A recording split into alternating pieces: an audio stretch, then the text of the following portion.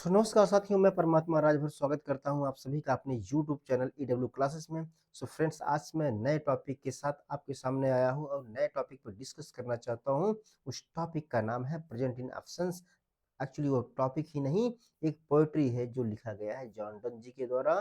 Mister John Donne ने प्रेम को किस प्रकार से दर्शाया है, किस प्रकार को सच्चा प्रेम कहा जाता है ना, किस प्रेम को सच्चा प्रेम कहा जाता है और किस प्रकार के प्रेम को अपनाने के बाद जीवन धन्य हो सकता है, इसी को दर्शाते हुए जॉन डन जी इस पोएट्री को लिखते हैं। और मैं आपका टाइम ज़्यादा वेस्ट ना करते हुए आपको मैं टॉपिक पे ले चलता हूँ फ्रेंड्स।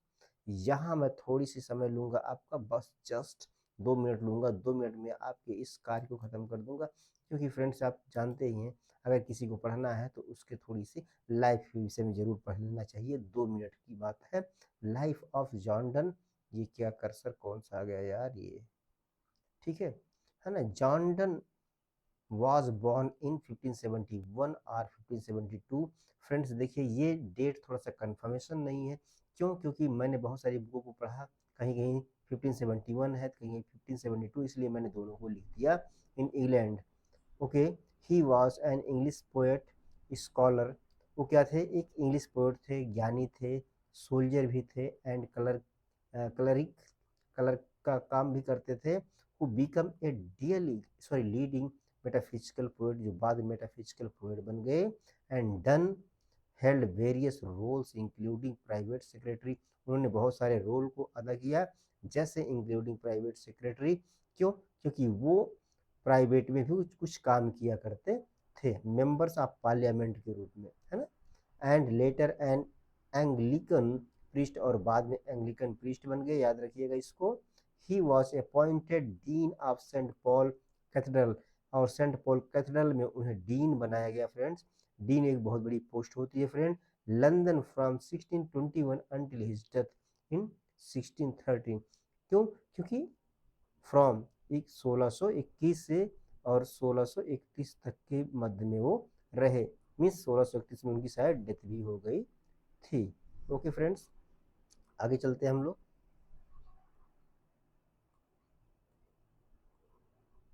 हाँ, यहाँ देखते हैं, इंपॉर्टेंट है। क्या है ये?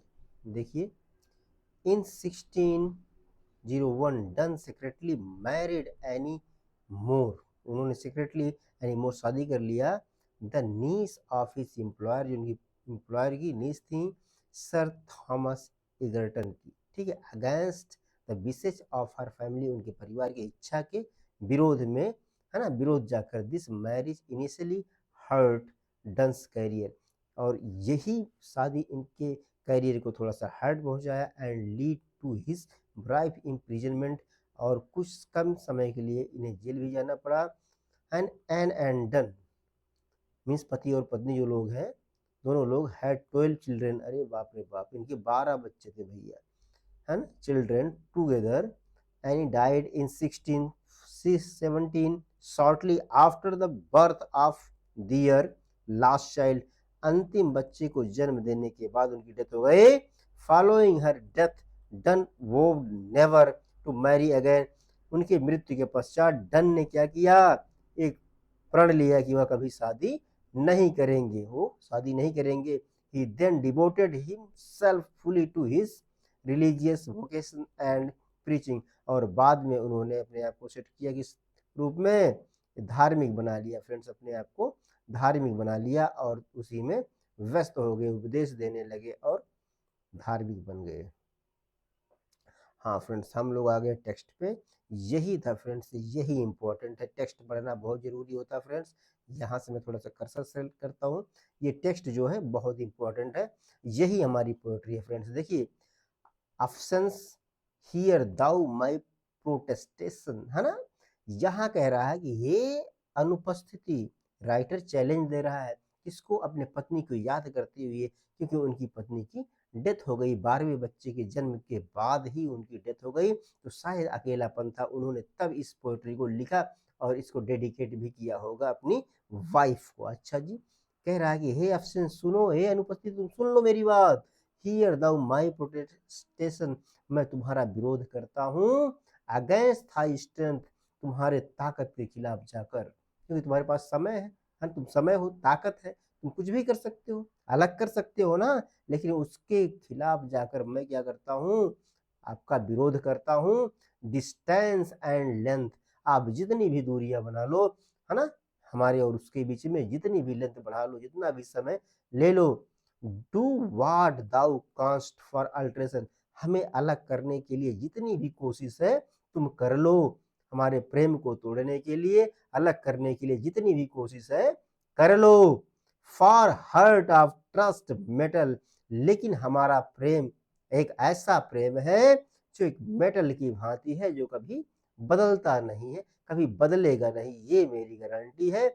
ऑप्शंस डोथ ज्वाइन, हाँ यद्यपि अनुपस्थिति दोनों तरफ होती है, एंड टाइम डोथ सेटल, लेकिन समय सभी को क्या कर देता है, सेटल कर देता है, सही कर देता है, उसको सही रास्ता दिखा देता है। अच्छा आगे चलते हैं फ्रेंड्स हम लोग। Who loves A mistress of such quality, जो अपनी मिस्ट्रेस को अर्थात पत्नी को, प्रेमिका को, देखिए मिस्ट्रेस का मतलब फ्रेंड्स हो गया बिलव्ड हो जाएगा, ठीक है, बिलव्ड होता है, और मिस्ट्रेस का मतलब बहुत कुछ होता है, लेकिन यहाँ बिलव्ड से मतलब है, कह रहा who loves A mistress of such quality, जो अपनी पत्नी से अर्थात अपनी प्रेमिका से इस प्रकार का प्रेम करता है। His mind hath found affections ground, है ना, कह रहा है कि उसका मन उस प्रेम को प्राप्त कर लेता है, अर्थात स्पिरिचुअल लव को प्राप्त कर लेता है, वह कभी बदलता नहीं है। बियॉन्ड टाइम, और ऐसा प्रेम होता है, कैसा होता है, बियॉन्ड टाइम, जो समय के परे होता है, स्थान के परे होता है, एंड ऑल मोर्टलिटी, सभी नाश्वरता से वो परे होता है, अर्थात प्रेम कभी खत्म नहीं होता है। ठीक, to hearts that can not very, वो हृदय जो कभी बदलते नहीं है, वो प्रेम कभी बदलता नहीं है, ऐसे लवर जो कभी बदलते नहीं है, क्या है, एब्सेंस इज प्रेजेंट टाइम डोथ टेरी, ये क्या होता है, टाइम डोथ टेरी का मतलब बता दीजिए मुझे, यहां एक इंपॉर्टेंट चीज है, टाइम डोथ टेरी, कहने का तात्पर्य हो जाता है, एक फोन आ रहा है यार मोबाइल पे, to hurt that can not bury, वो हृदय को आप डिगा नहीं सकते, कभी बदल नहीं सकते। अच्छा जी, एब्सेंस इज प्रेजेंट, जो अनुपस्थिति में ही अनुपस्थिति है, और ऐसे प्रेमियों के लिए टाइम डोथ टेरी, समय भी रुक जाता है, ऐसे महापुरुषों के लिए, ऐसे महापुरुषों के प्रेम के लिए समय भी रुक जाता है, समय भी प्रेम का दास बन जाता है। ठीक फ्रेंड्स, आशा करता हूँ आपकी समझ में आ रहा होगा। ठीक है, हाँ अगला पेज आ गया हमारा, सेलेक्ट कर लेता हूँ मैं, हाँ देखिए, my senses want their outward motion which now within, अब देखिए इंपॉर्टेंट लेसन क्या लिखा है, इंपॉर्टेंट लाइन क्या लिखा, सॉरी, कि my senses want their outward motion which now within, कि कभी कभी मेरा भी मन फिजिकल रिलेशन के लिए क्या उतावला होता है, इच्छाएं जागृत होती हैं, अर्थात मेरी नहीं यार, उस राइटर की बात कर रहा हूँ, ठीक है, हाँ, रीजन डोथ विन, है ना, कह रहा है रिडबल्ड बाई हर सेक्रेट नोशन, लेकिन जो रीजन है, जो कारण है, डोथ विन, मेरे आध्यात्मिक प्रेम इन सब चीजों को जीत लेता है, इन सभी चीजों से परे हो जाता है, और रिडबल्ड बाई हर सेक्रेट नोशन, और इस धारणा से और उसके आध्यात्मिक प्रेम से मेरा ये जो दृढ़ संकल्प है वो डबल हो जाता है, मेरा प्रेम दोगुना हो जाता है। लाइक रिच मैन, फिर इसको थोड़ा डिलीट करता हूँ यार, है ना, like rich man that take pleasure in hiding more than handling treasure, कह रहा है कि जो अमीर लोग होते हैं वो क्या करते हैं, अपने खजाने को हैंडल करने के बजाय वो छुपाने की कोशिश करते हैं। इसी प्रकार से मेरा भी प्रेम एक बेशकीमती प्रेम है, जिसका कोई मूल्य ही नहीं है, इसलिए मैं उस प्रेम को ही अपने हृदय में छुपा के रखा हूँ, वो कभी खत्म होने वाली नहीं है। यहां देखेंगे, by absence this good means I gain that I can catch her, कह रहा है कि इस अनुपस्थिति ने मुझे सिखा दिया है, मुझे एक अच्छा रास्ता बता दिया, एक मार्ग बता दिया है, क्या कि देखिएगा, that I can catch her, इतना विश्वास है, उसके ना रहने पर भी मैं उसे पकड़ सकता हूँ, उसे देख सकता हूँ। वेयर नान कैन वॉच हर, लेकिन उसे कोई और नहीं देख सकता, मेरे अलावा उससे कोई नहीं देख सकता, केवल मैं ही देख सकता हूँ। अच्छा जी, in some close corner of my brain, मैं उसको अपने दिलो और दिमाग के किसी एक कोने में रखता हूँ। There I embrace and kiss her, वहीं मैं उससे प्रेम करता हूँ, उसे गले लगाता हूँ, है ना, उसका आलिंगन करता हूँ। And so enjoy her and non miss her, और मैं उसका आनंद लेता हूँ और मुझसे कभी मिस नहीं होती, कभी दूर नहीं जाती। तो फ्रेंड्स, इनका कहना है, कंक्लूजन यही है कि मनुष्य को हमेशा अपने क्या पार्टनर के प्रेम के प्रति क्या सजग रहना चाहिए, वफादार रहना चाहिए एक दूसरे के प्रति। अगर आपका एक प्रेम सच्चा प्रेम है, अगर स्पिरिचुअल लव है ना, आप बनाना चाहते हैं अपने लाइफ को, स्पिरिचुअलिटी में चेंज करना चाहते हैं और चाहते हैं कि आपका प्रेम सदियों तक बना रहे, तो आपको एक दूसरे के प्रति विश्वास बना के रखना पड़ेगा।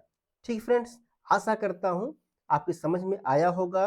And one thing I want tell you, if you are student, so please don't try to waste your time here and there on Facebook, Instagram, or another places, or another platforms. Just try to learn any topic by any teacher. I'm not saying just come and learn with me, no, just you can join any teacher, but don't try to waste your time, otherwise this is the baddest time of the world, you know, in humans life, because population is more and we will not get chance anywhere without acquiring lot of knowledge. Okay, so friends, आशा करता हूँ समझ में आया होगा। तो मिलते हैं किसी और नेक्स्ट सेशन में, तब तक के लिए नमस्कार, जय हिंद।